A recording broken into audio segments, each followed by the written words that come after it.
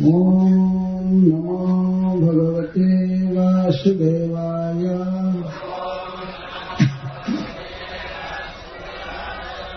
ओम नमो भगवते वासुदेवाय।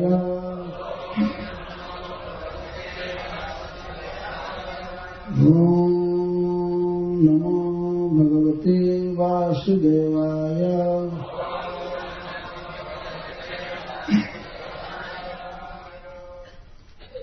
आज कुछ आवृत्ति किया जाएगा।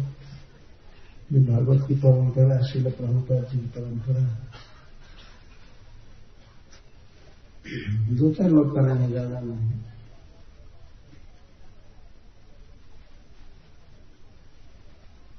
तपः सुतप्तं किमनेन पूर्वम् निरास्तमानेन च मानदेन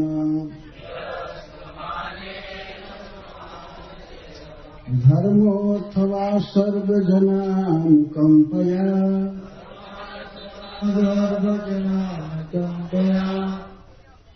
जतो भवांस्तुष्यति सर्वजीवः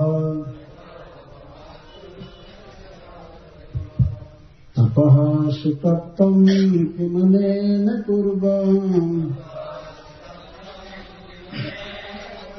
निरास्तमानेन च मानदेन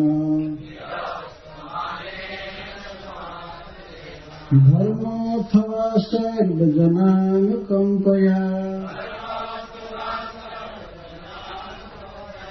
जतो भवांस्तुष्यति सर्वजीवः।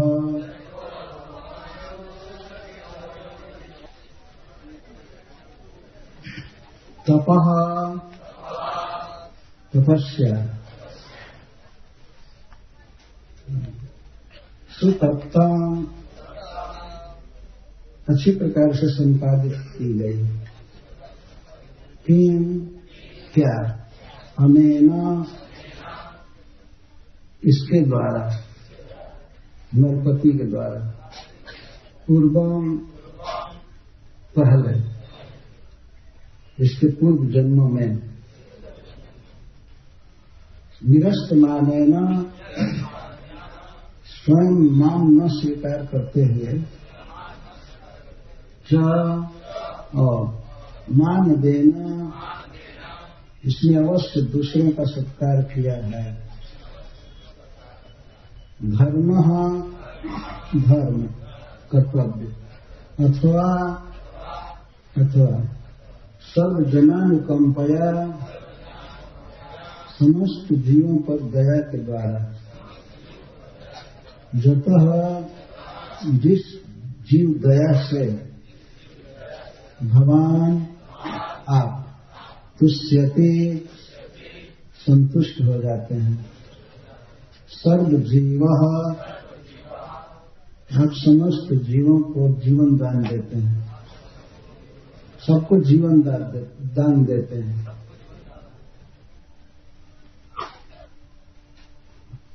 भगवान कृष्ण ने जब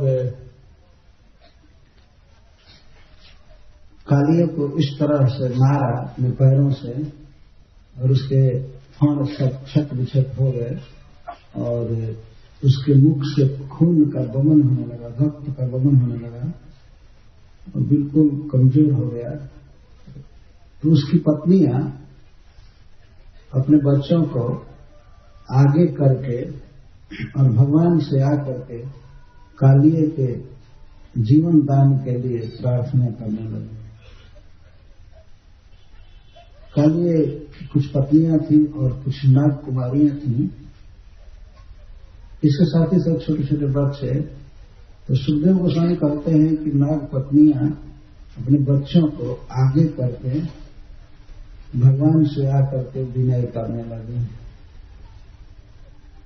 बच्चों को आगे क्योंकि इसलिए कि बच्चों को देख करके भगवान कृष्ण को दया आ जाएगी। आखिर आज ये कालिये मर जाएगा तो इन बच्चों का कौन होगा, कौन पालन करेगा? तो बच्चों को आगे करके आए, पुरस्कृतार्भा और भाग बच्चों को पुरस्कृत आगे करके आई और भगवान को प्रणाम करके उनसे इस प्रकार कहने लगी। नागपत्नियां 6 श्लोकों में दंड का अनुमोदन कर रहे हैं। हे प्रभु, आपने जो इस कालिए को, इस सर्प को दंड दिया, यह बहुत उचित किया, वास्तव में अपने अनुग्रह किया है। ये 6 श्लोकों में भगवान के दंड का अनुमोदन किया और 10 श्लोकों में भगवान की स्तुति किया प्रणाम करते हुए, और 5 श्लोकों में भगवान से मांग किया है नागपत्नियों ने। अभी आप सुन रहे थे, जय जग पत्नी जय, नाग कन्या गान, भक्ति तेज हारा पाइला गोविंद चरण। भगवान श्री कृष्ण का चरण कमल प्राप्त किया था नागपत्नियों ने, नाग कुमारियों ने। तो वे सबसे पहले कहती हूँ, न्यायो हि दंडः कृतकिल विशेषमें तवावतारः खलनिग्रहाय विपोः सुतानामपि तुल्यदृष्टेः भत्से दमं फलमेवानुशंसन्। भगवान के दंड का वे अनुमोदन कर रही हैं। इस अनुमोदन का मुख्य आशय उनका यह है कि श्री भगवान कृष्ण उनके पति को जीवित छोड़ दें। ऐसा लग रहा था कि सिर पर नाचते हुए भगवान अब उसको पूरा मार देंगे। उनको भय हो गया, बेचारी घबरा गई। तो उसको मुक्त करने के लिए, भगवान की शांति के लिए, भगवान को सांत्वना देते हुए उनके दंड का अनुमोदन कर रहे हैं। यह एक नीति भी है वास्तव में लोक में। अगर कोई बलवान व्यक्ति मार रहा हो तो उसका विरोध नहीं कर देना चाहिए, तुम गलत किए हो, आकर के हमारे घर में हमारे पति को मार रहे हो। और भले कुछ नहीं कर सकती थी, लेकिन हजारों नगरियां गाली तो खूब दे सकती थी, है ना। या करके हमारे घर में उत्पात किया है क्या। नीति यह है कि बड़ा आदमी यदि मार रहा हो तो उसके दंड का अनुमोदन करना चाहिए। अब ठीक किए, अब ठीक किया, ऐसा था, इसको और मारना चाहिए था। ऐसा करने से व्यक्ति खुश हो जाता है कि हमने जो दंड दिया इसको अनुचित नहीं कर रहा है। नीति है लोग, परंतु वास्तविक धरातल पर यहां पर इस स्थिति में, इन श्लोकों में यही वो कह रहे हैं। वास्तव में समझ नहीं कि भगवान ने जो दंड दिया है यह अनुग्रह किया है, तो कालिए पर अनुग्रह किया है। सूरदास जी ने तो लिखा है कि भगवान ने जैसी कृपा कालिए पर की वैसी किसी पर आज तक नहीं की थी। पूतना आदि को उन्होंने मातृगति दे दिया, ठीक है, लेकिन अपने चरण कमल को इतना मारना सिर पर और निशान बन गया था। और इसकी अगर क्रियाएं देखें, इसके पाप तो बहुत ज्यादा था। इसको भगवान ने अपने चरण कमलों के स्पर्श से कृतार्थ किया। इस पर सूरदास जी ने बहुत बड़ा पद लिखा है। वे कहते हैं कि न्यायो हि दंडः, दंडः न्याय, आपने बिल्कुल न्याय किया है, इसको दंड दिया। इस पर कृतकिल विषय अस्मिन्, इसने किलबिश किया है, बहुत बड़ा पाप किया है। कम से कम इस जन्म में तो हम इसको जानती हैं, पहले क्या था कहाँ था इसको हम नहीं जानते हैं। इस जन्म में पाप के अलावा इसने कुछ किया ही नहीं। तो देखें सामने कि वृंदावन में कितनी, वृंदावन में भगवान की गौएं मर गई थी, गोप सखा मर गए थे, उसके पहले कितने जीव मरे, पशु पक्षी आदि। और इसका काम ही है बस विष उगलना। वास्तव में इस सर्प का अजीब मूर्खतापूर्ण व्यवहार है। आखिर वो किसी को डसता है तो डसने से उसका पेट नहीं भरता है, कोई भोजन नहीं होता है, लेकिन फिर भी डसना स्वभाव है, कटना तो करना कुछ भोजन हो जाता, नाश्ता भी हो जाता तो माने तो ठीक है काटो, लेकिन बेकार ऐसे काटता है।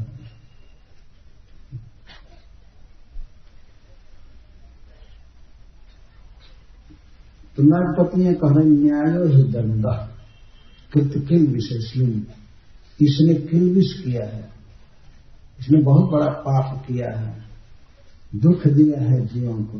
और आपका अवतार ही होता है खल निग्रह, खलों का निग्रह करने के लिए। निग्रह मतलब उन्हें कंट्रोल करने के लिए, उन्हें दंडित करने के लिए, उनकी आदत सुधारने के लिए आपका अवतार होता है। भगवान श्री कृष्ण के तत्व को पूरा तो जानती हैं कि ये साक्षात ईश्वर हैं। वास्तव में वो पहले ही इसको समझा दी होती, लेकिन वो सुना ही नहीं, पूछा ही नहीं, सीधा अकेले भाग करके आ गया दसने के लिए, भगवान के साथ लड़ने लगा। तो स्त्रियों को पूरा पूरा ज्ञान था कि ये साक्षात ईश्वर है, भगवान है, उनकी भक्ति करनी चाहिए। लेकिन जब वो बिल्कुल मरने के कगार पर पहुंच गया तब ये लोग प्रार्थना करने लगे।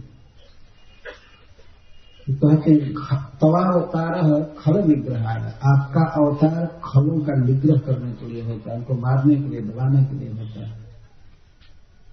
भगवान श्री कृष्ण के अवतार का यह भी एक मुख्य उद्देश्य होता है। 3 मुख्य उद्देश्य हैं। परित्राणाय साधुना, भक्तों की रक्षा करने के लिए, विनाशाय के दुष्कृत, और खलों का दुष्कृतियों का विनाश करने के लिए, और धर्म की सम्यक स्थापना करने के लिए भगवान का अवतार। ये 3 मुख्य अवतार है। उनमें खल निग्रह एक मुख्य कारण है अवतार।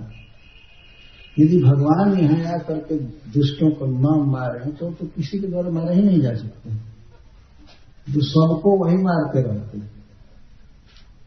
जितने भी अच्छे लोग हैं, भगवान के भक्त हैं, सदाचारी हैं, इन लोगों को बहुत तंग करते हैं। हिरण्यकश्यप ने नियम बनाया तब करते हुए ब्रह्मा जी का अपोज करने के लिए, विरोध करने के लिए उसने बनाया। ब्रह्मा जी ने नियम बनाया है कि जो यहाँ तपस्या करेगा, ब्रह्मचर्य का पालन करेगा, धर्म के अनुसार रहेगा, तो उसे स्वर्ग मिलेगा। जो तपस्या करता है, दुख सहता है, भजन करता है, उपवास आदि करता है, तो उसको स्वर्ग मिलता है। तो हिरण्यकश्यप ने पूरा नियम बदल दिया। उसने कहा, पास कर दिया रेजोल्यूशन पूरा, कि जो व्यक्ति यहाँ पर सुख से रह रहा है, खा रहा है, पी रहा है अच्छा से, उसको स्वर्ग दिया जाएगा। और जो तपस्या कर रहा है, खास करके विष्णु का भजन करता है, इन सबके लिए नरक निश्चित कर दिया गया। इन सबको नरक में जाना पड़ेगा। इसका मतलब पापी लोग हैं, उपवास करते हैं, एकादशी को मरते हैं बिना खाए, पहले का पाप किया है इसीलिए सब तप करते हैं।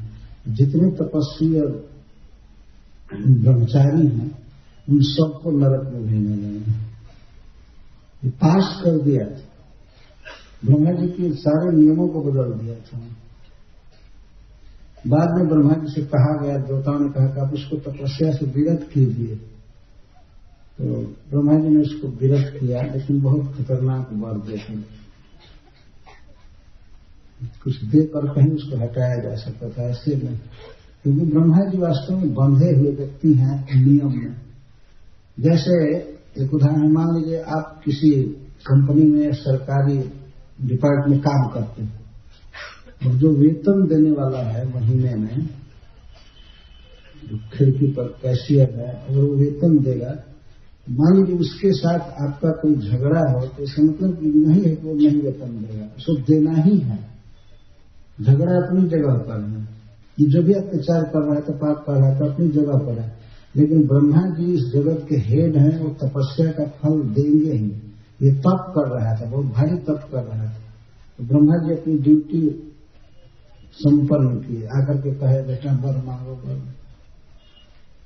उसने यही वर मांगा कि आप हमको ये वर दीजिए कि मैं आकाश में भी न मरूं, पृथ्वी पर न मरूं, जल में न मरूं। पहले तो उसने ब्रह्मा जी से कहा कि आप ऐसा वर दीजिए कि मैं न मरूं। तो ब्रह्मा जी ने कहा कि मैं जो जन्म लिया है उसकी मृत्यु तो निश्चित है, इस नियम को बदला नहीं जा सकती। तब इसी ने बुद्धि बताया ब्रह्मा जी को, ठीक है तो अब हमको ये वर दीजिए, ठीक है।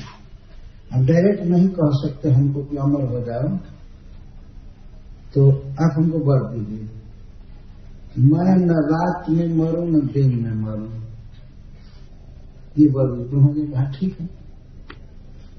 वो सोचा कि कोई कोई रात में मरते हैं, कोई दिन में मरते हैं आखिर दिन और रात नहीं मरेगा तो कंप्लीट अमरता का वर पा गया कि न दिन में मरूं न रात में मरूं।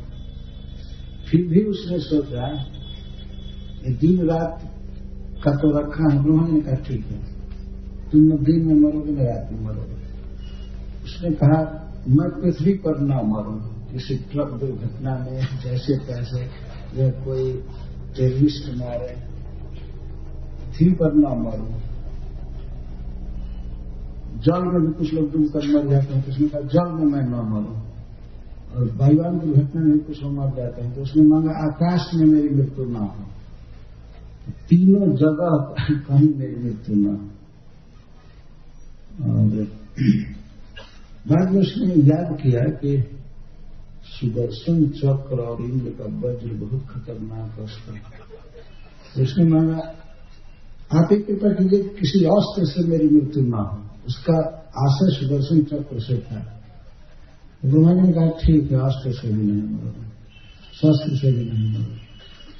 तो फिर उसने याद किया कि ये विष्णु जो है बहुत खतरनाक व्यक्ति है, ये सुगर बन करके मेरे भाई को मार दिया। तो उसने ब्रह्मा से कहा सुनिए सुनिए, अभी बाकी है, किसी भी पशु से मेरी मृत्यु ना हो। ब्रह्मा जी ने कहा ठीक है, किसी पशु से मेरी मृत्यु नहीं हुई।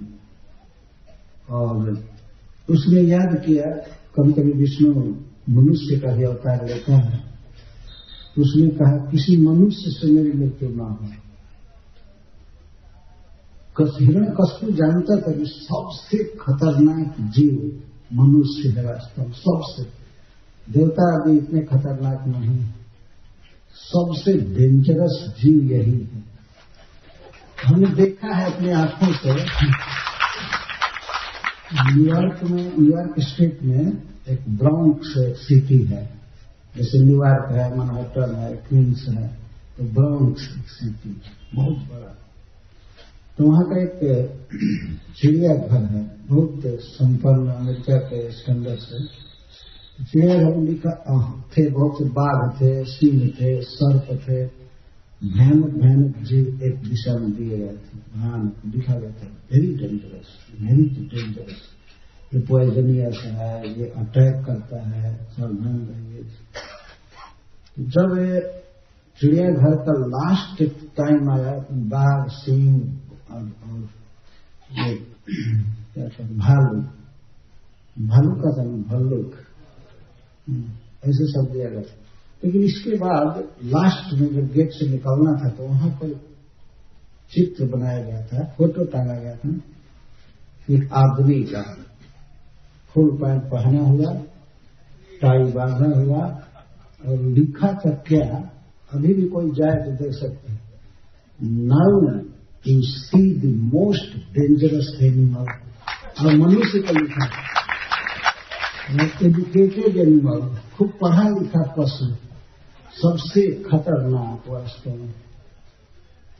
देखेंगे सारे संसार में कहाँ बैठा हुआ और कहाँ से हवाई जहाज उड़ा करके और इतने बड़े टावर को गिरा दिया।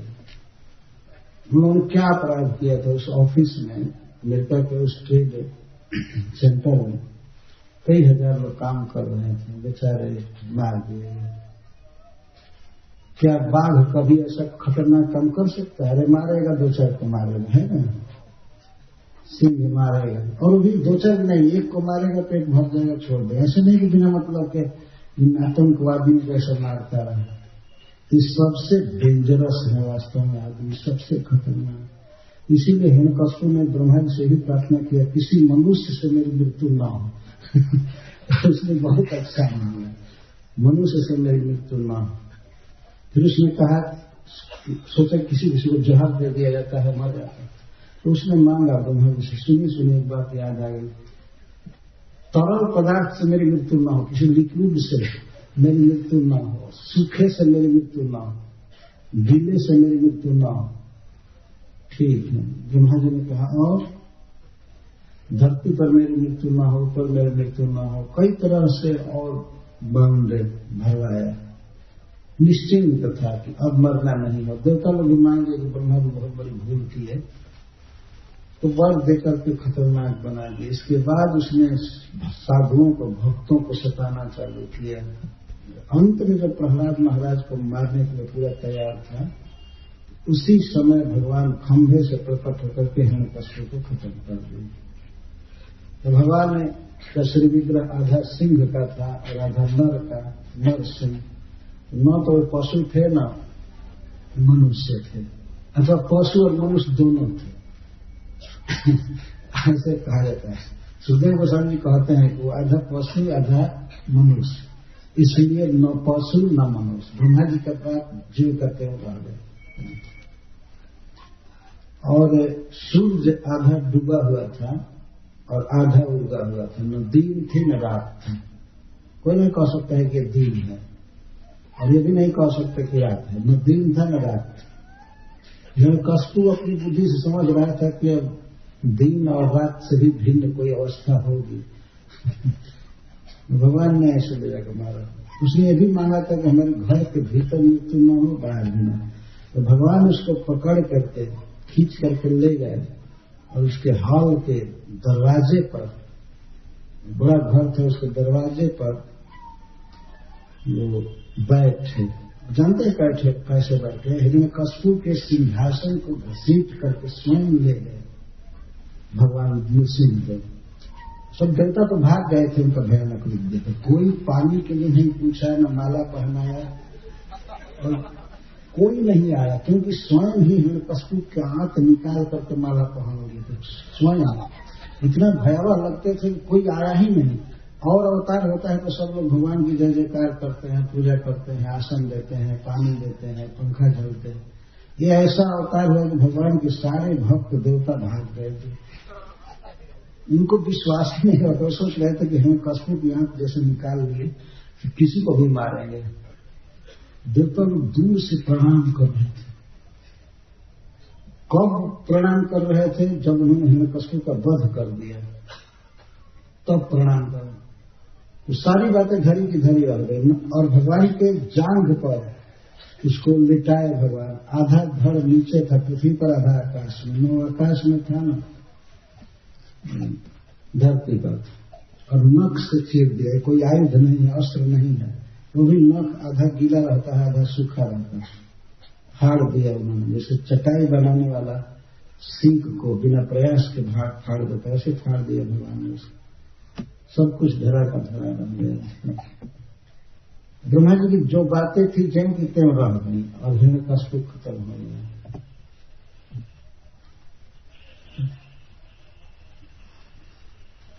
तो जो भी भगवान इस जगत में आते हैं तो जो खल हैं, जो सब जीवों को दुख देते हैं, उनका वो दमन करते हैं। खल नहीं करना है। कालिए भी ऐसे खलनायक, खलों का नायक था। बहुत बदमाश व्यक्ति था। तो कालिए के विषय में उसकी स्त्रियां कह रही कि आपने बहुत अच्छा किया, आपका अवतार ही खल निग्रह के लिए होता है। वास्तव में हे प्रभु, ये तो दंड है ही नहीं, ये निग्रह है ही नहीं। आपने वास्तव में इस पर अनुग्रह किया है। आपने निग्रह या अनुग्रह, दंड या पुरस्कार, इस प्रकार का कोई भेद नहीं है। रिपो सुतानाम अपितुल्य दृष्ट।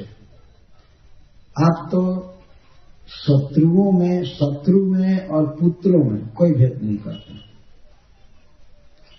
यदि आपको कोई पिता के भाव से भजन करता है तो उसको आप अपना पुत्र मानते हैं, तो सारा जगत ही आपका पुत्र है।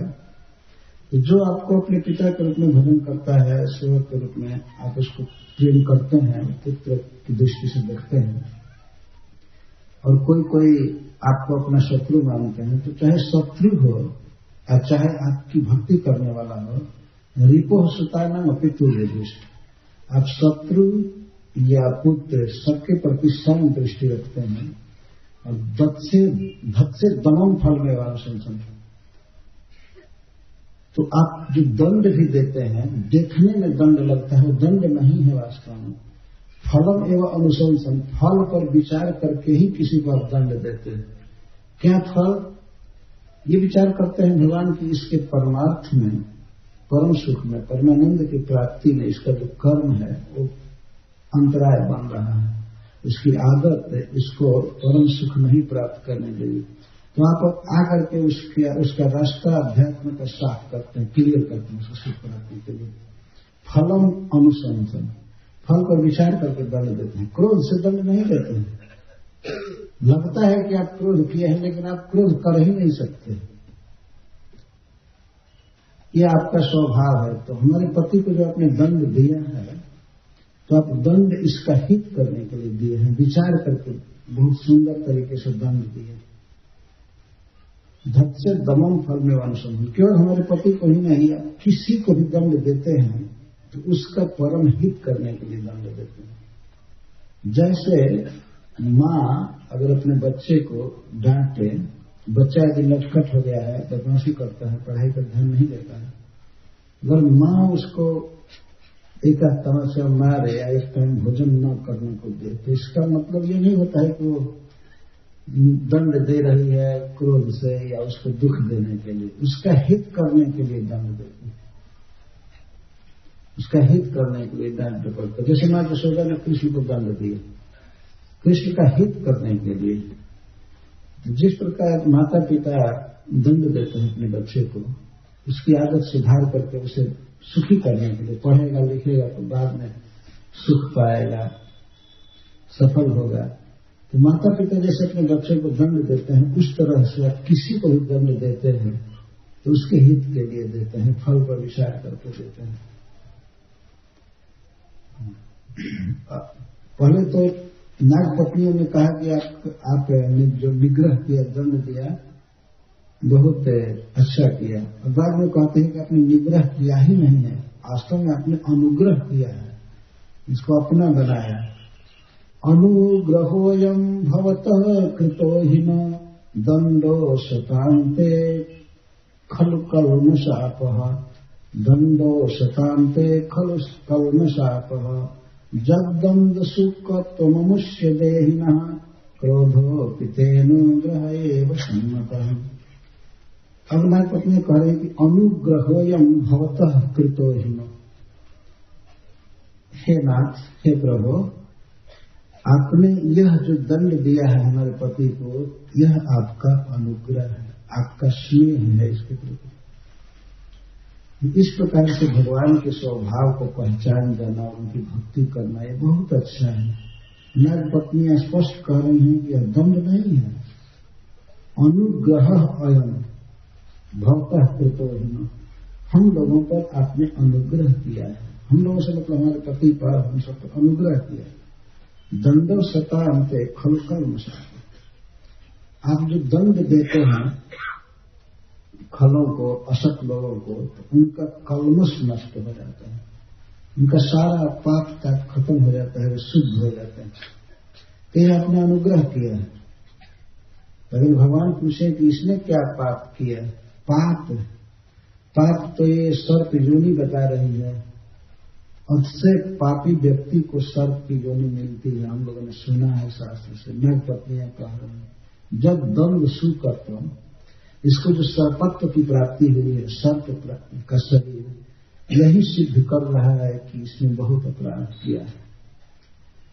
वास्तव में जो योनियां मिलती हैं कई प्रकार, 84 लाख योनियां हैं, तो किसी व्यक्ति के कर्मों के अनुसार मिलती हैं। जैसा कर्म किया है वैसे माता पिता मिलते हैं, वैसे घर मिलता है, धन मिलता है। और अतिशय पाप, सीमा से बाहर जो लोग पाप किए हैं, वे लोग इस जीवन में भगवान को नहीं समझ पाते हैं। इतना ज्ञान नम दुष्कृतिनो मुद्धा प्रपद्यन्ते नराधम, जो दुष्कृति है, नराधम है, जिन्होंने पूर्व जन्मों में भी बहुत बहुत पाप किया है, वे भगवान को नहीं जानते हैं। जैसे पशु मनुष्य समाज की व्यवस्था को नहीं जानते हैं, या कीड़े मकोड़े, जैसे भुवनेश्वर में इतने मच्छर हैं, लेकिन ये लोग नहीं जानते होंगे कि यहाँ विधानसभा है, सचिवालय है, या एयरपोर्ट है, या मनुष्यों की व्यवस्था से चल रहा है, इधर रोड है, ट्रांसपोर्टेशन है, सब कुछ है। उनको कोई पता नहीं होगा यहाँ कोई चीफ मिनिस्टर है, किसी मच्छर को कुछ मालूम नहीं होगा। मच्छर को छोड़ दीजिए, कुत्तों को मालूम नहीं होगा, किसी गाय को भैंस को कुछ नहीं मालूम। यह ज्ञान का जीवन, सबसे बड़ा ज्ञान का जीवन क्या है कि मनुष्य शरीर पाकर भी कृष्ण को, जगन्नाथ जी को ना जाने।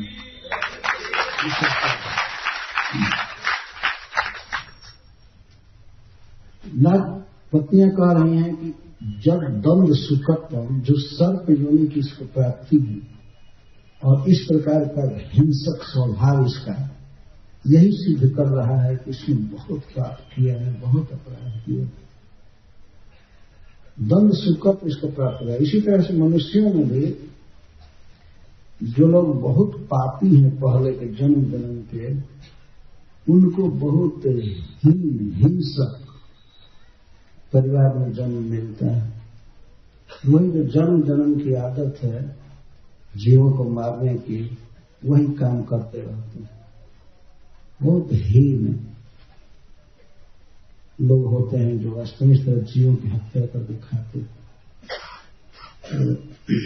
दंड सुकत्व शब्द से ये भाव निकल रहा है कि किसी को अगर खराब शरीर मिल रहा है, सर्प शरीर और सर्प, उसके पापों का बहुत बड़ा परिणाम है। इसने बहुत पाप किया है और अब हम निश्चित रूप से विश्वास कर रहे हैं कि जब आपने जन्म दिया तो इसका भले शरीर सर्प का रहेगा, लेकिन अब यह आदमी बन जाएगा। देखिए इस समय कितना ठंडा हो गया है। तो शुरू में आप आए तो कितना फुफकार रहा था, अब तो भगवान शिव पर चढ़े हुए हैं और अब तो उस समय ही भगवान की भक्ति में था। शिवत्वा चराचर गुरुम पुरुषम पुराणम नारायणम कमरणम हंसा जगानम। वो मन से भगवान का चिंतन करने लगा। उसे अब सुख प्राप्त हो रहा था कि भगवान हमारे मस्तक पर हैं। उसको बहुत आनंद प्राप्त हो रहा है। बिल्कुल आदमी बन गया। आदमी का अर्थ अच्छा जीव ठीक हो गया। तो यह अनुग्रह है आपका। वो रियलाइज कर रहे हैं वास्तव में भगवान का स्नेह है कालिए के प्रति और उसके परिवार के प्रति। अनुग्रह हो एवं भवतः प्रतोहिन, आपने अनुग्रह किया है ही निश्चित अपने अनुग्रह किया है, इस पर स्नेह किया है, दया किया है। आप किसी को अगर दंड भी देते हैं तो दंड नहीं है, तो उसका पूरा कलमश, उसका पूरा कर्मबंधन पाप आप हर लेते हैं। जैसे मान लीजिए कोई व्यक्ति किसी रोग से ग्रस्त हो जाए, उसका ऑपरेशन करना पड़े, और कोई उदार डॉक्टर जिसके हृदय में मां के समान स्नेह हो किसी रोगी के प्रति, और वह उसकी चिकित्सा करे और उससे वो एक पैसा भी न ले, जो बिल्कुल मां जैसा है। सपोज आप मां ही डॉक्टर है और उसके बच्चे को कोई पेट में या कहीं कुछ रोग हो जाए, उसकी चिकित्सा करनी पड़े, अंग को काटना पड़े, और ये पेट में कोई रोग है, पेट के आंत की चिकित्सा करनी है, तो मां यदि उसके पेट को काटेगी, फाड़ेगी, तो क्या उस समय वो दंड देती है? स्नेह से ही वो चिकित्सा करेगी। तो उसी तरह से है प्रभु, जब आप किसी असत पुरुष को, असत व्यक्ति को खल को दंड देते हैं तो उसका कलमश आप हर लेते, उसका जो भी रोग है, जो भी उसकी पाप राशि है, कर्म बंधन है, वो सब आप छीन लेते हैं। और इसके पाप का तो सहज प्रमाण है कि इसे सर्प योनि की प्राप्ति हुई है। जब दंड सुकत अनुष्य देहिना, इस देही को, इस आत्मा को जो इस काली के शरीर में है, काली जैसे भयानक शरीर की प्राप्ति सिद्ध कर रहा है कि आप ये जीव बहुत बड़ा पापी थे। तो क्रोधो पितेनु ग्रह समत, यदि भगवान यह कहेंगे अभी मैं तो क्रोध से इसके मस्तक को कुचल रहा हूं, तो नाग पत्नी कहते हैं क्रोधो अपिते अनुग्रह व समत।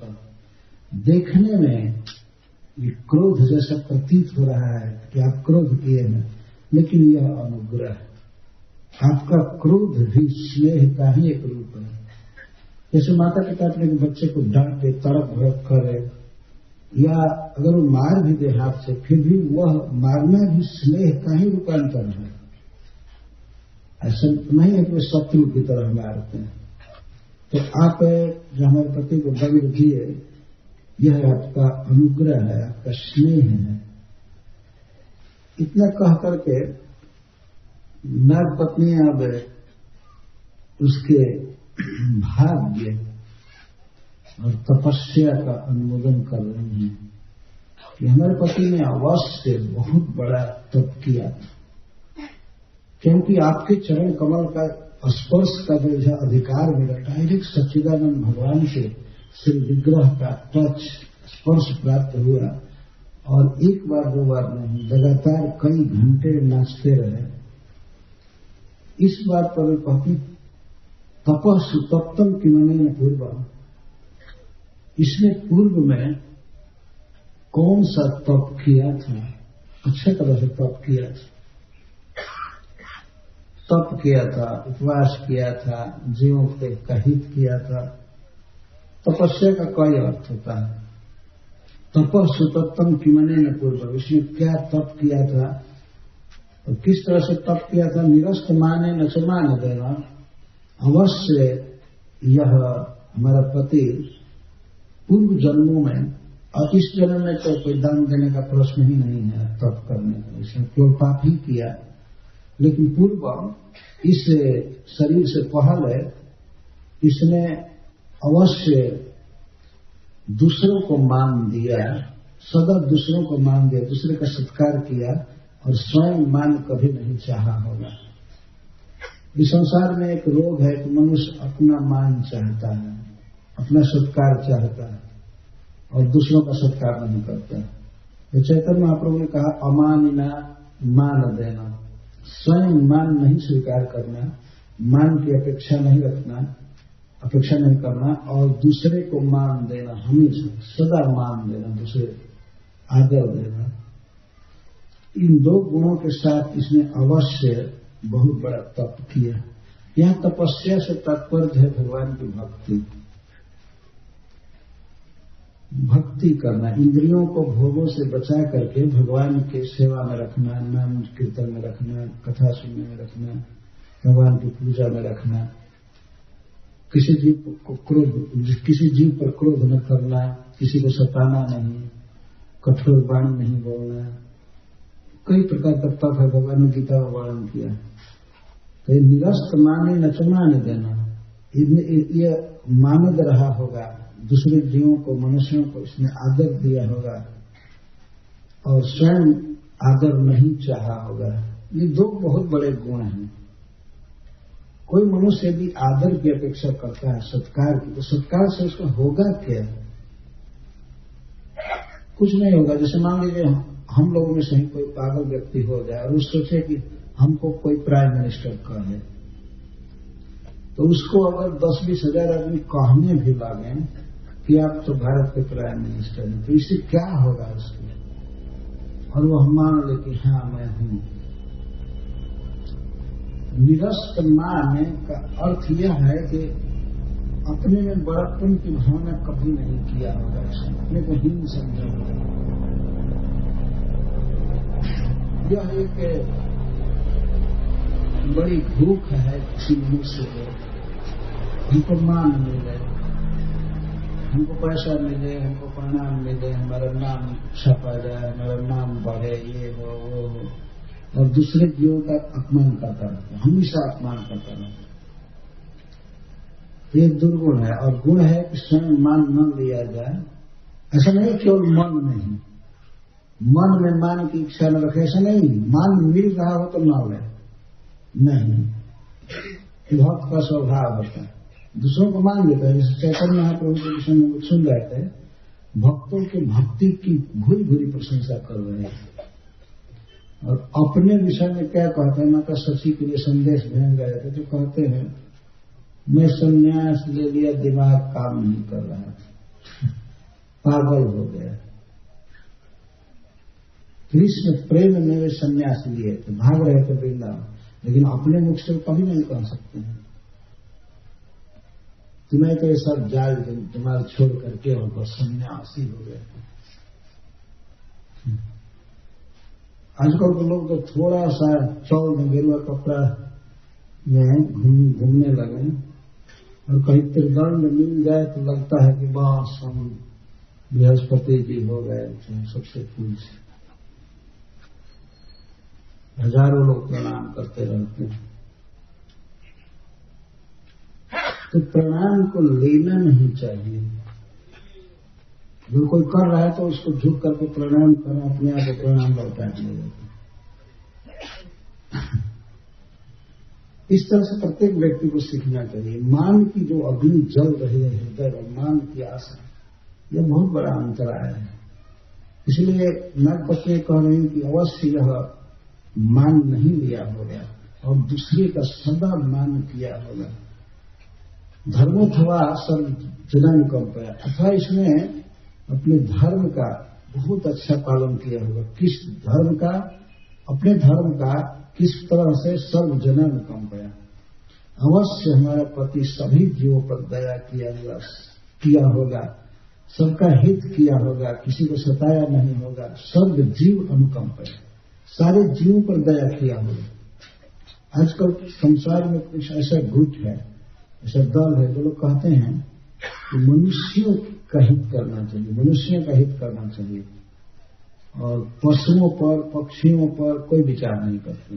वृक्षों पर पशुओं को बिना मतलब के केवल अपनी जीवा को संतुष्ट करने के लिए बहुत संख्या में लोग काट रहे हैं और वो कहते हैं कि एनिमल्स हैव नो सोल, पशुओं में आत्मा नहीं, जीव नहीं है, इसलिए उनको खा सकते हैं, ऐसे बोलते हैं।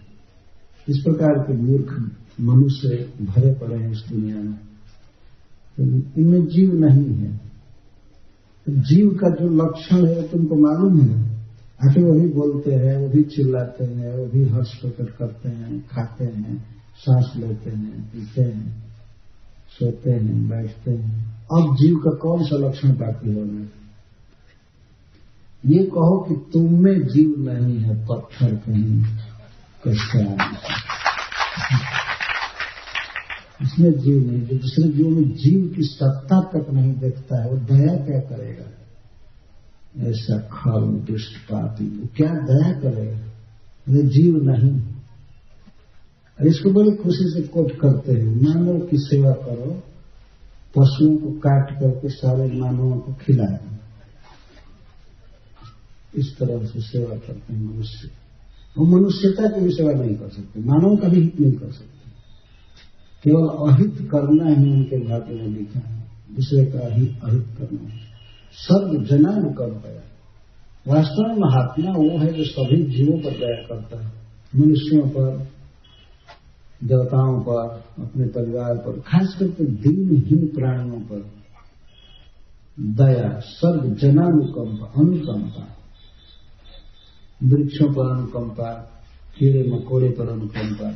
पहले भारत के लोग सभी प्राणियों पर दया करते थे। ऐसा लिखा गया है किसी के घर में जब कोई भोजन बनता था तो भगवान विष्णु को अर्पण करके वो ध्यान देते थे कोई कुत्ता ऐसा नहीं है ना जो जिसको भोजन न मिला हो। यहाँ तक प्रभुपाद जी लिखते हैं कि अपने घर में अगर सांप रह रहा है तो उसके लिए भी लोग दूध कोने में रख देते थे, आके वो पीकर चला जाता था। इस तरह की दया का पाठ जिस संस्कृति को पढ़ाया गया है, तो उसी देश में, उन्हीं लोगों के देश में वो हत्या हो रही है और बहुत से जीव मारे जा रहे हैं बहुत बुरी तरह से, कोई दया नहीं। ये सब सीखना चाहिए कि हम लोगों को धर्म क्या है। धर्म है धर्मोथवा सर्व जनानुकंपया, सभी जीवों पर दया करना, उनका दुख दूर करना, उनको सुख देना, यही धर्म है वास्तव में। हमारे पति ने निश्चित सभी जीवों की सेवा किया होगा, किसी को नहीं सताया होगा, इसीलिए आपके चरण के रज के स्पर्श का अधिकार मिला है। कभी कभी लोग कहते हैं कौन स्वर्ग जाएगा, कौन हिरण में जाएगा, ये जाएगा। ये पशु खाने वाले एक भी नहीं जाएंगे, इतना निश्चित। कहाँ जाएंगे? नरक इनके लिए, और कहाँ जाएंगे? नरक बहुत बड़ा है, पृथ्वी से बड़ा है। अगर उसके क्षेत्रफल भागवत के अनुसार देखा जाए तो नरक इससे कई गुना बड़ा है, क्योंकि ज्यादा लोग तो उधर ही जाएंगे। और तो छोटा छोटा ही काम चल जाएगा, लेकिन नरक में बहुत भारी व्यवस्था है, काटने की, जलाने की, मारने की। कितने जमराज के दूत वहां इंप्लॉयड हैं, उनको काम मिला हुआ है पापियों को मारने के लिए, काटने के लिए।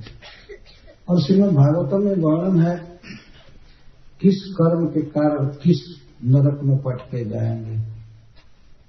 एक नरक का नाम है अयःपान। अयस का अर्थ है लोहा। उस नरक में बहुत बड़ी बड़ी भट्ठी है, गिना नहीं जा सकता कितना, और लोहा को गर्म करके तप्त करके तरल बना लिया जाता है। लोहा जब बहुत आंच पर डाला जाए तो पिघल कर पानी हो जाता है। तो उस नरक लोक में बहुत व्यवस्था है लोहे को तरल बनाने की, लिक्विड बनाने की। जितने ये शराब पीने वाले हैं सब वहां जाएंगे। ये भागवत में लिखा हुआ है। ये केवल विभीषण के लिए नहीं है कि ऐसा बोल दें तो ये शराब नहीं पिए। तुम पियो या मत पियो, अरे तुम भय करो या मत करो, अगर पीने की आदत हो गई तो जमराज के दूत ले जाकर के लोहा पिलाएंगे। गर्म लोहा जिसमें पिलाया कि क्या दशा होगी छाती की, और कितना दुख मरे। वो मरता नहीं है, और वो लोग जबरदस्ती पिलाते हैं। हम लोगों ने देखा है, रूपा की फोटो बनाए हैं तो हाथ पीछे करके एक दूत बांध दिया है, और एक हाथ बांध लिया है, और एक उसके मुख को लोहे के जंजीर से खोल रहा है, उसको चौड़ा कर रहा है, और दूसरा उसके छाती पर लात देकर के, जिसमें वो बहुत बड़ा बूट पहना है, हिंसक बूट नहीं है, तो खादी ग्रामोद्योग का जूता हो गया। जमराज के दूत इस तरह हिंसक जूता नहीं पहनते हैं। बूट पहन करके छाती पर लात दिया है, और कंटेनर से ले करके डाल रहा है, जैसे पेट्रोल पंप पर जैसे डालने के होता है वैसा लेकर के उसके मुख में डाल रहा है। लाखों बरस तक पीना पड़ता है, मरते नहीं। शराबियों के लिए यह नरक है, और उसमें कोई भेद नहीं है। जो भी शराब पीने जाएंगे, हाँ कुछ भेद है वहां पर। भेद यह है कि जो लोग ऊंची जाति के हैं, पढ़े लिखे हैं, जिनका परिवार ऋषियों का रहा, बड़े लोगों का, उन लोगों को और अधिक पिलाया जाता है, बहुत ज्यादा दिखती है। ऐसे शास्त्र में लिखा गया है, शायद आप लोगों ने टीवी पर भी देखा होगा, महाभारत में। एक बार युवराज पद का चुनाव करना था महाराज युधिष्ठिर और दुर्योधन में, तो एक केस दिया गया, मुकदमा दिया गया। इन दोनों राजकुमारों की परीक्षा ली जा रही थी, कौन योग्य शासक है। दुर्योधन को पहले दिया गया चांस। एक 4 लोगों ने मिल करके एक हत्या किया था, मर्डर किया था। उसमें एक ब्राह्मण था, एक क्षत्रिय था, एक वैश्य था, एक शूद्र। चारों ने मिल करके हत्या किया था। तो दुर्योधन को फांसी दिया गया मुकदमा, तो उसने फैसला किया इन चारों को फांसी पर चढ़ाओ, सीधा चारों को फांसी पर चढ़ाओ तत्काल। फिर महाराज युधिष्ठिर को दिया गया, आप फैसला कीजिए। तो महाराज युधिष्ठिर सबसे पहले उनके बैकग्राउंड का पता लगाया, कौन कैसा है, किसकी क्या चेतना है। उनको पता लगा कि चारों 4 वर्ण के हैं, तो चारों मिल करके हत्या किए थे। तो उन्होंने शूद्र को 4 वर्ष का कारावास दिया, और वैश्य को 8 वर्ष का, और क्षत्रिय को 16 वर्ष का और ब्राह्मण को आजीवन कारावास महाराज युधिष्ठिर ने दिया। ये बहुत बड़ा आश्चर्य है। चारों ने मिलकर के पाप किया था, लेकिन उनको दंड दिया गया 4 प्रकार से। महाराज युधिष्ठिर से पूछा गया, आप इसकी व्याख्या कीजिए, क्यों आपने इस तरह विषमता का दंड दिया? तो उन्होंने कहा कि यह तो शूद्र है, ये बेचारा बहुत पढ़ा लिखा है, बहुत वेल एजुकेटेड संस्कृत व्यक्ति नहीं है, इसका परिवार उतना उन्नत नहीं है, शास्त्रों की जानकारी नहीं है, बड़े लोगों का संग नहीं है। अगर इसने कुछ गलती किया तो इसकी कम गलती है। जो पढ़े लिखे लोगों का संग, शास्त्र के ज्ञाता का संग नहीं है, बड़े लोगों का संग नहीं है, इसलिए इसको जानकारी नहीं थी कि इतना बड़ा ये एक बहुत बड़ा पाप है, ये है, इसलिए यह कम दोषी है। अतः मैं इसे 4 वर्ष का सजा दे और वैश्य को 8 वर्ष। तो उन्होंने कहा कि वैश्य को चांस रहता है कि उसे शास्त्रों के ब्राह्मणों का संग होगा और बड़ा व्यक्ति होता है।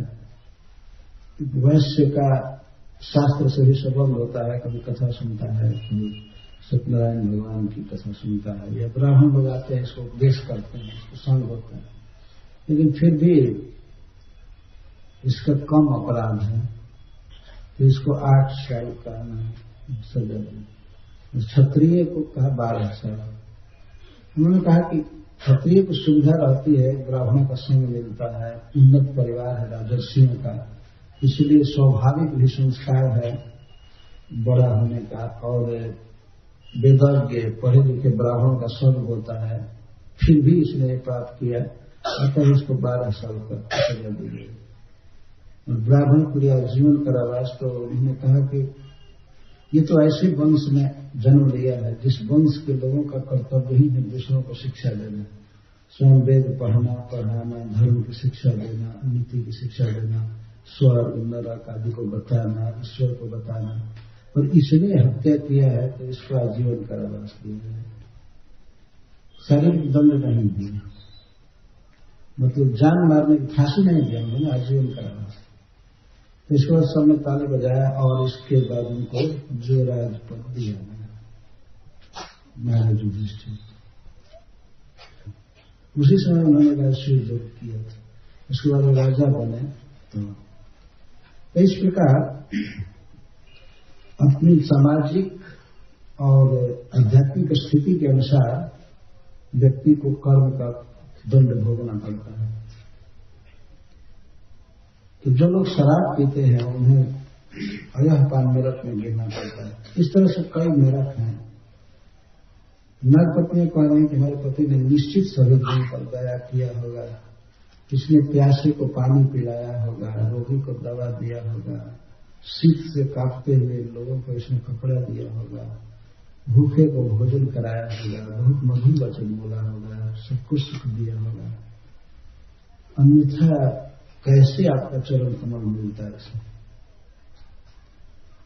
तपः सुतप्तम किमनेन पूर्वम निरस्त माने नचमान देना धर्मोऽथवा सर्वजनान कंपया जतो भवंस्तु शतशः।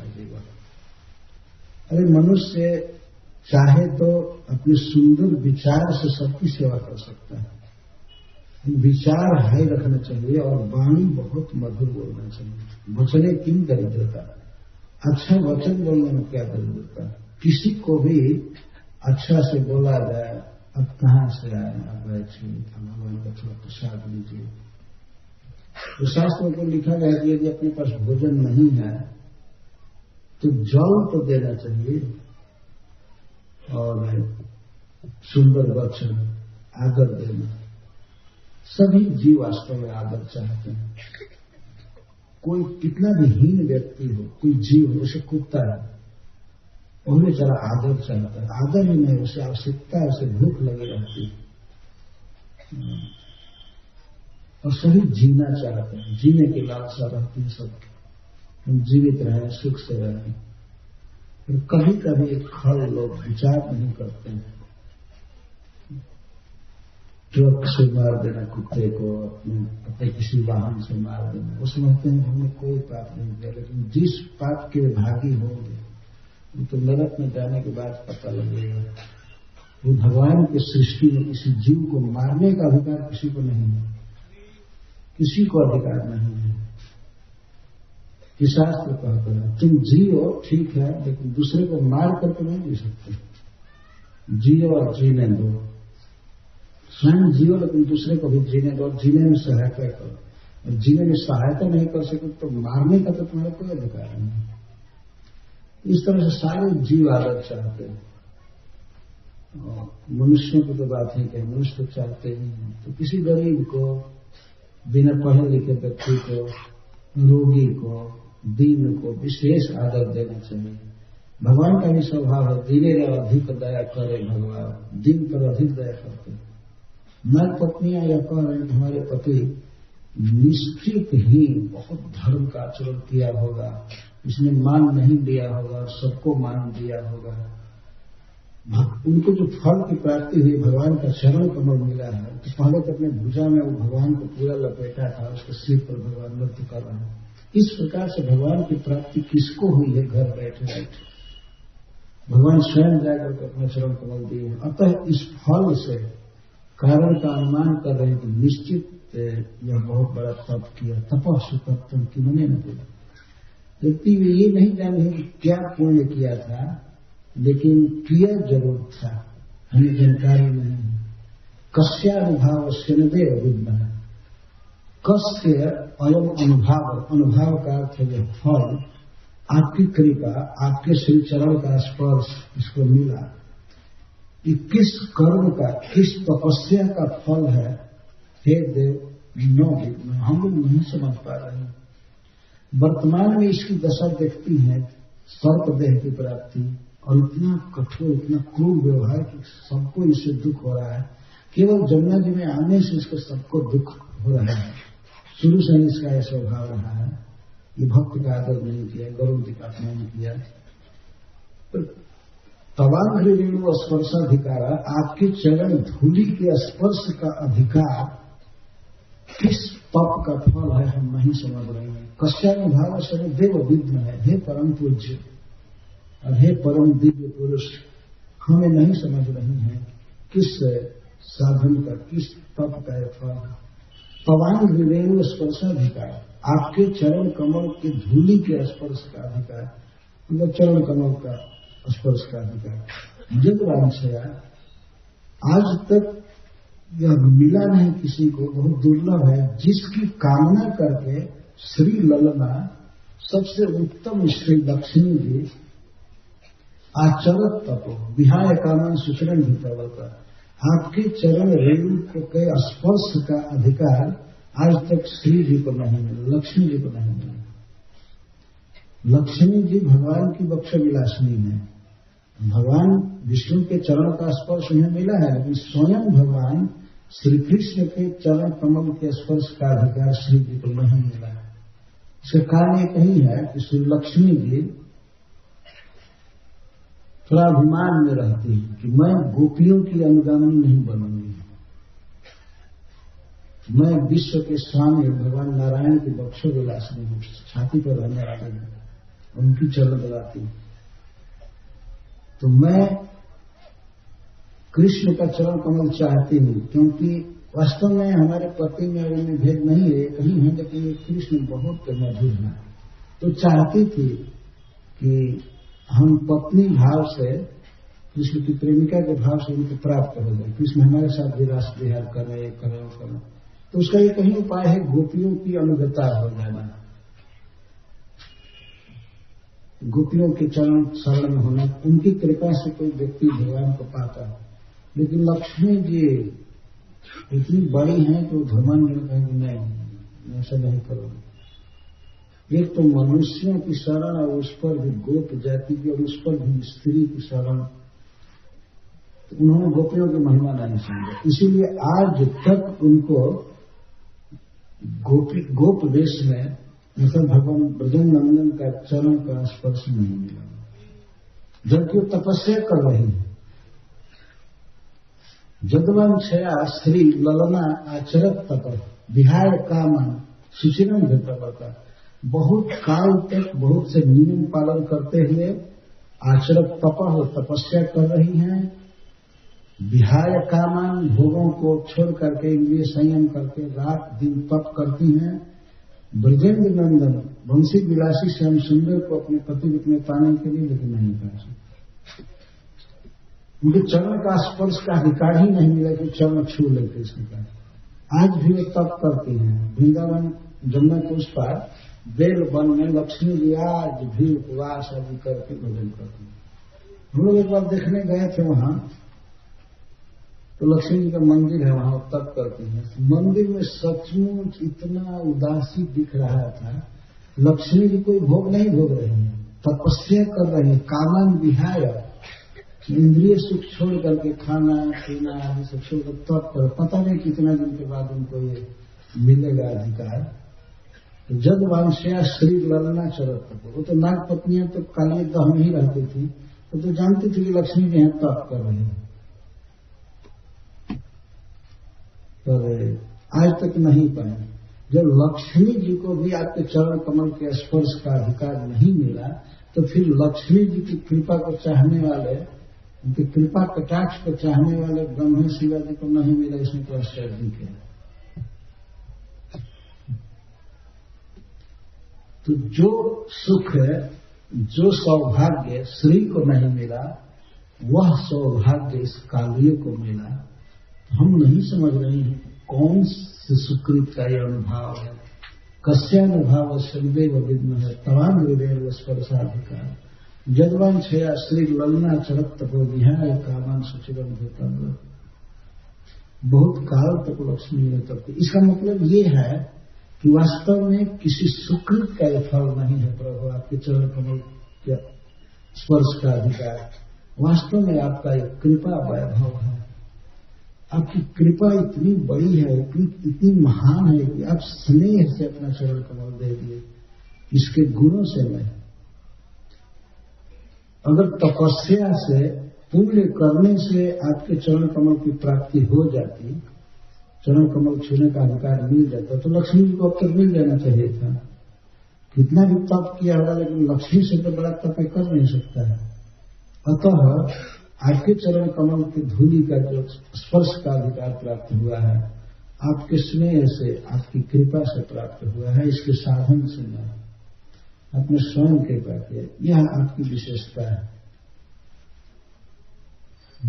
और अब कह रहे हैं कि जिन लोगों को आपके चरण रज की प्राप्ति हो चुकी है, वे लोग तो स्वर्ग की संपत्ति, इस पृथ्वी का सार्वभौम पद, या ब्रह्मा जी का पद, या रसातल की संपत्ति, या योग सिद्धि, या मोक्ष कुछ भी नहीं चाहते। इतना तृप्त रहते हैं। न नाक पृष्ठम न च सार्वभौमम न पारमेष्ठ्यम न रसाधिपत्यम न योग सिद्धि न पुनर्भवम वा वांछन्ति यत्पाद रजः प्रपन्नः। यत्पाद रजः प्रपन्नः, जिन भाग्यवान जीवों को आपके चरण रज की प्राप्ति हो चुकी है, प्रपन्न का अर्थ प्राप्ति, प्राप्त, जो लोग आपके चरण रज को पा चुके हैं, वृंदावन की धूल में जो रहते हैं, इसका एक यह भी अर्थ होगा, जो ब्रज में रहते हैं, आपके चरण धूल की जिनको प्राप्ति हुई, आपका कृपा पात्र जो बन चुके हैं, तो उनको इतना सुख मिलता है और इतना तृप्त रहते हैं कि न नाक पृष्ठम, वे स्वर्ग नहीं चाहते हैं। मतलब स्वर्ग में मिलने वाली कोई भी संपत्ति, सौभाग्य और भोजन और विमान और अप्सराएं, वो स्वप्न में सोच ही नहीं सकते। इतना प्रसन्न रहते हैं, इतना आनंद में रहते हैं कि स्वर्ग के भोगों की अभिलाषा नहीं करते। न नाक पृष्ठम न च सार्वभौम, फिर पृथ्वी के सार्वभौम पद से पृथ्वी पर सुलभ भोगों की कामना कैसे कर सकते। सार्वभौम शब्द सर्वभूमि से बना है, जो समस्त भूमि का मालिक है उसको सार्वभौम कहते हैं। तो जो सार्वभौम पद नहीं चाहते हैं भगवान के भक्त, जिनको कृष्ण की कृपा प्राप्त है, इस पृथ्वी पर भी बहुत बड़ा भोग है। मनुष्य तो इस पृथ्वी के ही भोगों में फंसे हुए हैं। कई प्रकार की चीजें पहनने की, खाने की, घूमने की, विविध इंद्रियों से विविध भोग दुनिया भर में मिल रहे हैं, वो कभी नहीं कामना करते हैं। उनको इससे अनंत गुना सुख प्राप्त होता है भगवान की भक्ति में, उनके चरण रेणु में। तो उससे जो प्राप्त कर चुके हैं वे स्वर्ग की संपत्ति नहीं चाहते हैं, फिर इस पृथ्वी के भोगों को भोगने की तो बात ही क्या है। न पारमेष्ठ्यम न रसाधिपत्य, पारमेष्ठ पद भी नहीं चाहते। ब्रह्मा जी के लोक में मिलने वाले सारे भोग जो लगभग स्पिरिचुअल जैसे ही हैं, दिव्य भोग हैं, लेकिन नहीं चाहते हैं, ब्रह्मा जी बनना नहीं चाहते हैं। और न रसाधिपत्य, और न तो पाताल की संपत्ति चाहते हैं। जैसे बलि महाराज हैं, और भी नीचे पाताल में रसातल आदि बहुत संपत्ति है, उसकी कभी कामना नहीं करते। न योग सिद्धि और न तो योग की 8 सिद्धियां चाहते हैं, यहाँ तक कि वे मोक्ष भी नहीं चाहते हैं, जन्म मृत्यु से मुक्त भी नहीं होना चाहते हैं। भले जन्म हो मरण हो, लेकिन वे चाहते हैं वृंदावन के रज को, भगवान की भक्ति करते हैं।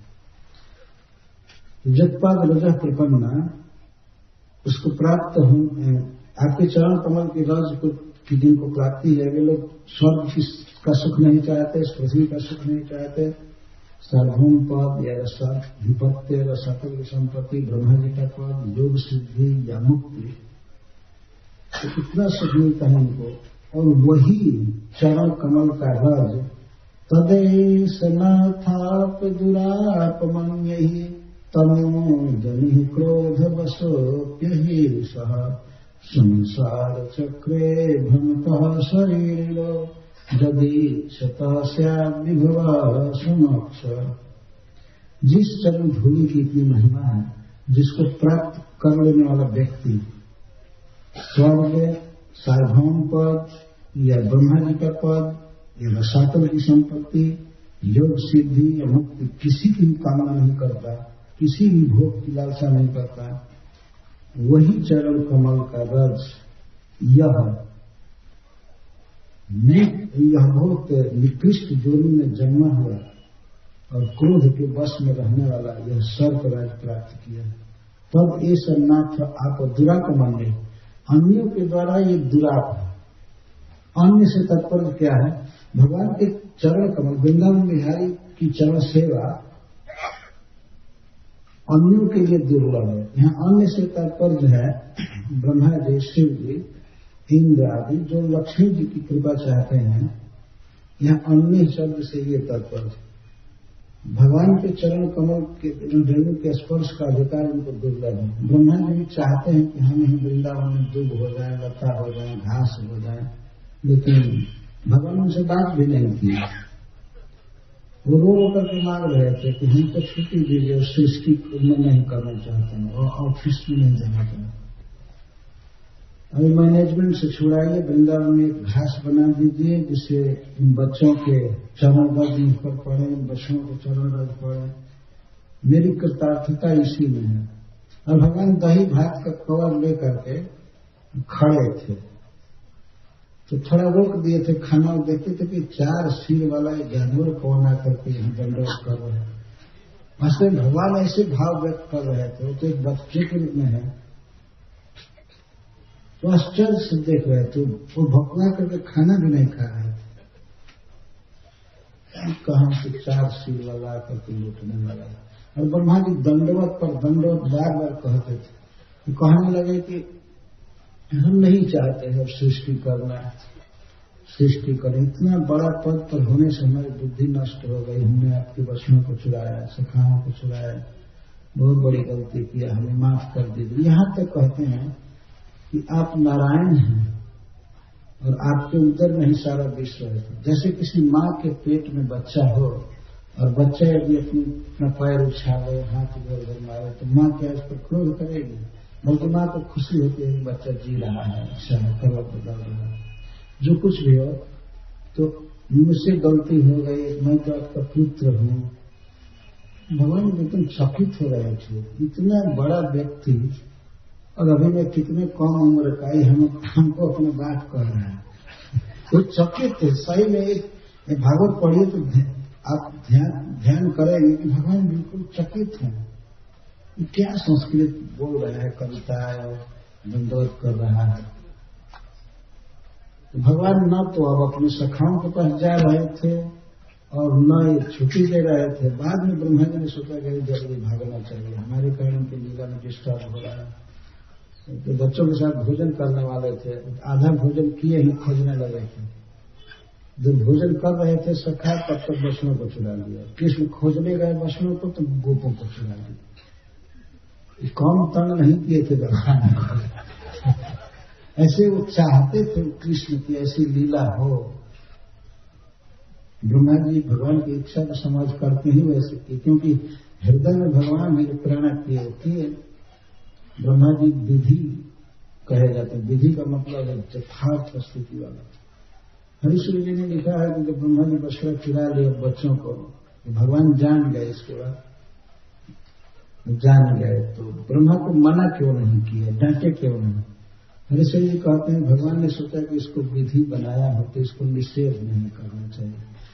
जो इसको विधि बना लिया, हाँ करे तो ना नहीं, जो कर रहा है ठीक है करे, विधि इसको बनाया तो मैं ही बना लेता हूं बछड़ा और गो को, ऐसा इसको नहीं कुछ करना चुपचाप। यहां तक ब्रह्मा जी आकर जब क्षमा मांग रहे हैं, गिड़गिड़ा रहे हैं भगवान के चरण में, उसको घास बना दीजिए। बाप रे बाप, ब्रह्मा रहने पर हमने कितना गलती किया। बछड़े बहुत भाग्यशाली हैं जिनको आप चढ़ाते हैं, गौएं बड़ी भाग्यशाली हैं जिनका दूध आप पीते हैं।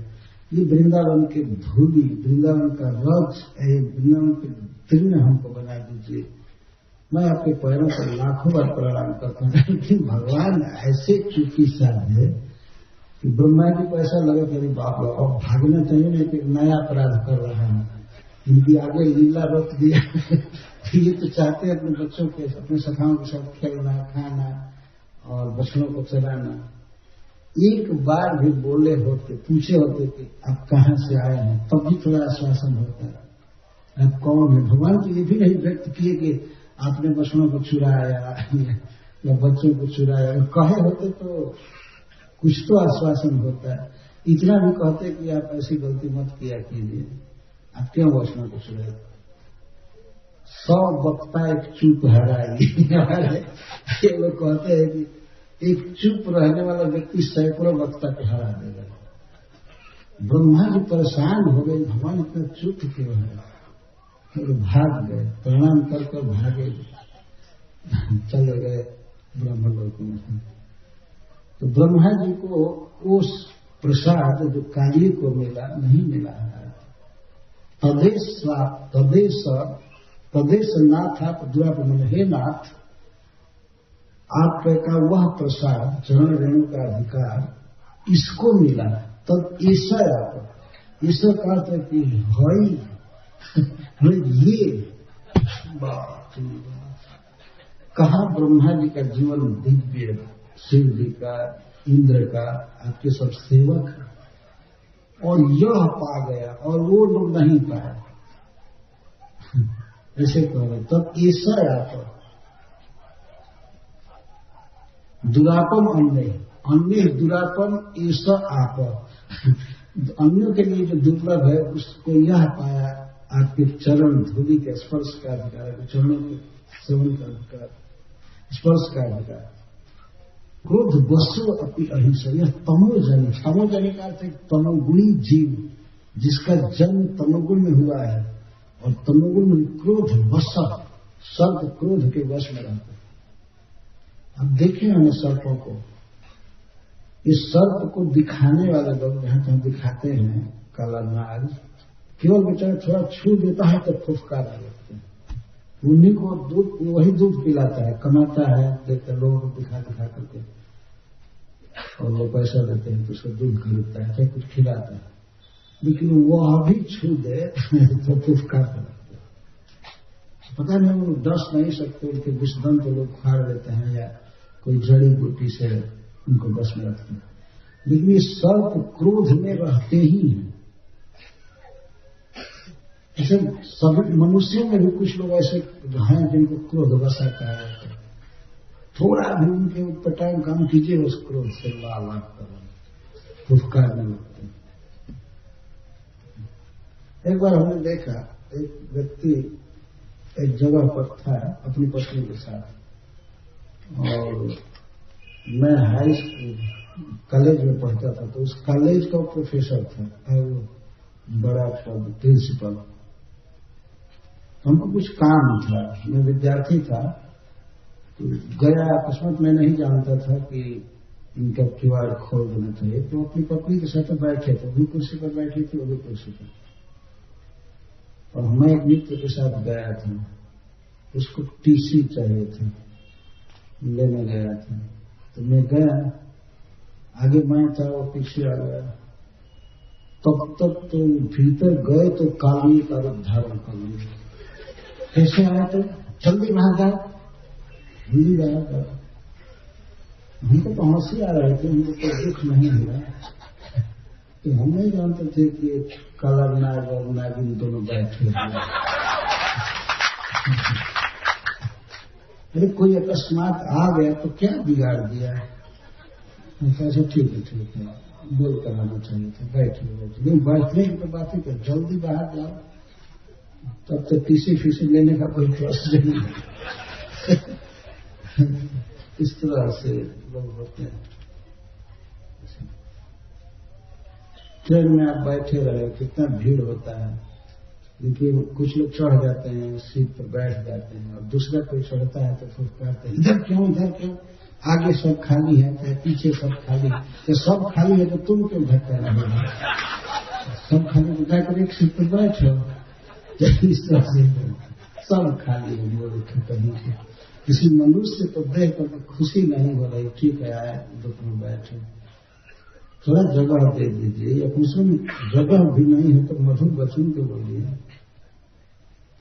से कर सकता है। लेकिन इनसे कालिए के संतान सब जगह है, उनके घर में गए।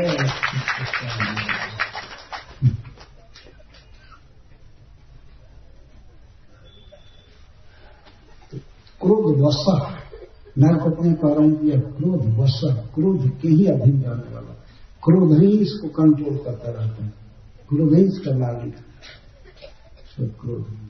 और तमोगुण में जन्म, सर्प की जोनी घोर अज्ञान की जोनी जन्म है।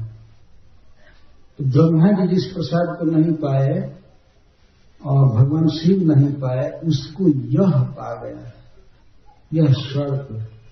संसार चक्रे भ्रमतः शरीर जदिक्षतः शायद विभुआ समक्ष। पाने की बात तो दूर है, आपके चरण रेणु के स्पर्श की कोई इच्छा करे तो इच्छा करने वाले शरीर के जीव के सारे विभव उपस्थित हो जाते हैं। उसको उसके मन में जिस संपत्ति की इच्छा होती है, जो कुछ चाहता है उसे प्राप्त हो जाता है।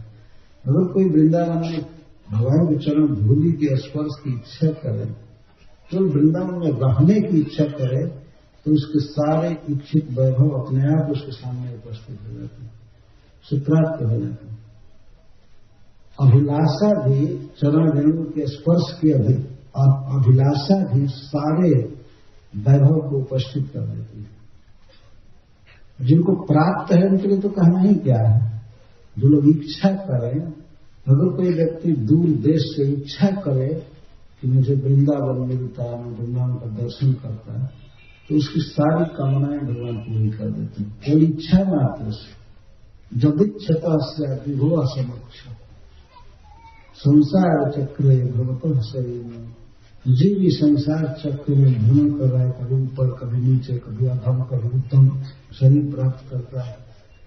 उसकी बहुत अभिलाषाएं होती हैं, बहुत इच्छाएं होती है। जिस शरीर में जाता है उसमें इच्छा रहती है। अगर देवता बना तब भी इच्छा, मनुष्य बना तभी इच्छा, पशु बना तभी इच्छा, अनंत इच्छाएं होती हैं। और इच्छाओं की पूर्ति के लिए उसे बहुत शरीर ग्रहण करना पड़ता है बाद में। तो अगर कोई सौभाग्य से जीव ऐसा है, मनुष्य है या कोई जीव, उसे भगवान कृष्ण को पाने की अगर इच्छा हो गई, भगवान के चरण को छूने की या दर्शन की उसे इच्छा हो गई, तो उस व्यक्ति की इच्छित सारे मनोरथ पूरे हो जाते हैं। संपद, विभव का संपद, उसे सब प्रकार का सौभाग्य संपत्ति अपने आप प्राप्त हो जाते हैं। तो सबसे महान इच्छा है भगवान कृष्ण के चरण को पाने की इच्छा है। ये इच्छा हो कि भगवान मुझे मिलते हैं, मैं उनको पंखा झलता, मैं मोरपंख से उनका श्रृंगार करता, या उनके केस में मैं फूल लगाता, पत्ता लगाता, उनका श्रृंगार करता।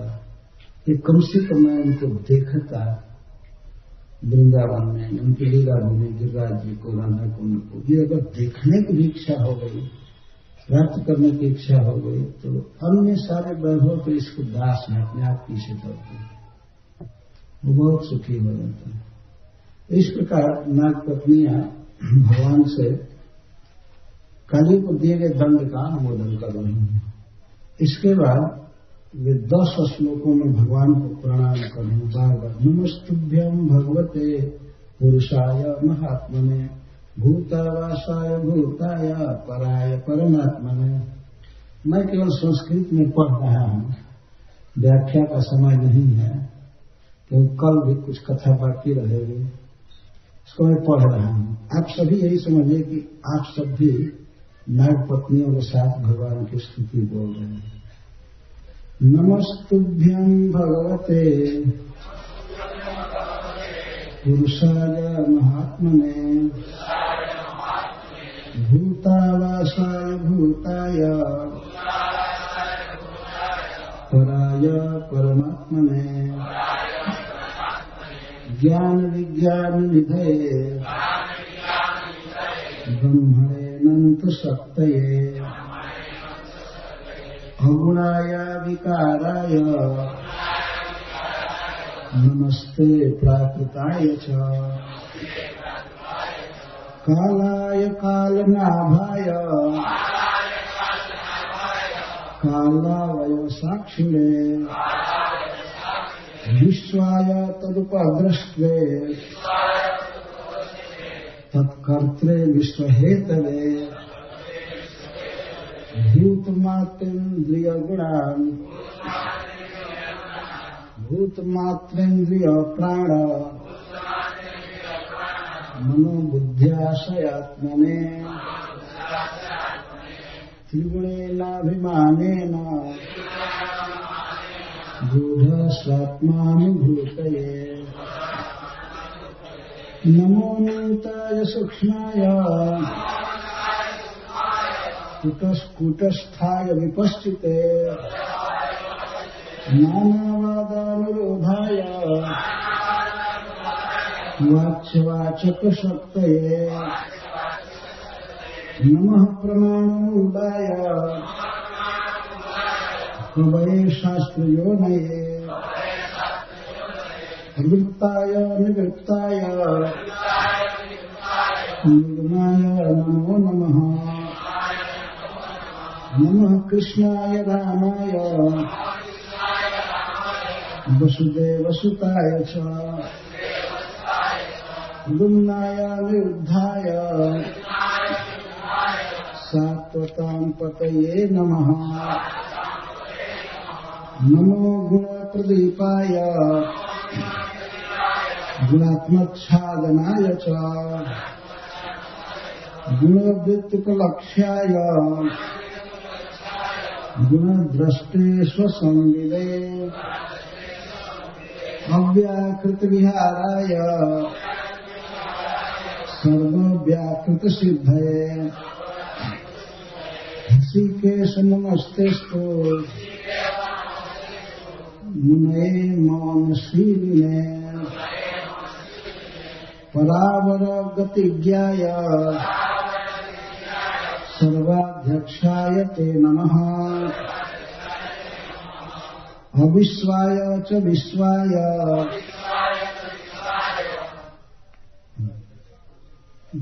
अविश्वाय च विश्वाय तद्द्रष्टस्य च हेतवे। यहाँ तक स्तुति है। अगर इन स्तुतियों को ठीक तरह से व्यक्त किया जाए तो 2 दिन तो इसमें कम से कम लगना चाहिए, तब आनंद आता है सुनने की। लेकिन हम लोग तो काल के अधीन हैं। कल कालिये में और भगवान में बातचीत होगी। ऐसे नवपत्नियों की जो प्रार्थना